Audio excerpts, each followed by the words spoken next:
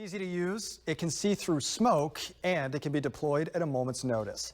The Oklahoma City Fire Department's new tool could help save lives. News 9's Chris Yu explains how it works.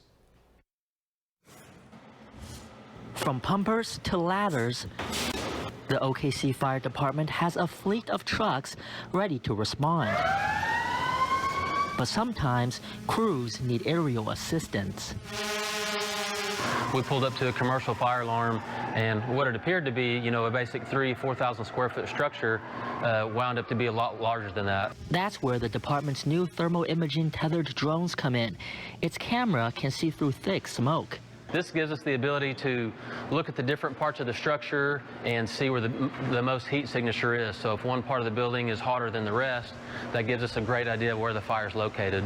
And it's tethered, meaning any firefighter can fly it without undergoing drone pilot training. And they don't take away from our staffing. So as soon as we pull on scene, we can throw the base of the drone out there, push a button, and it launches. The OKC Fire Department has 6 of these tethered infrared imaging drones, each one operated by a pilot on an iPad who can see exactly what the drone is seeing on screen. Although the drones are tethered, they can still fly 150 feet and give a bird's eye view of a major fire.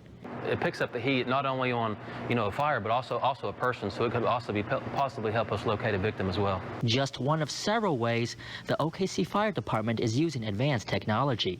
We put these drones in the air and we can quickly see what's ahead of the fire, what's around it, and where we need to deploy our firefighters to protect possibly a housing addition or any other structures. In Oklahoma City, Chris Yu, Oklahoma's own News 9.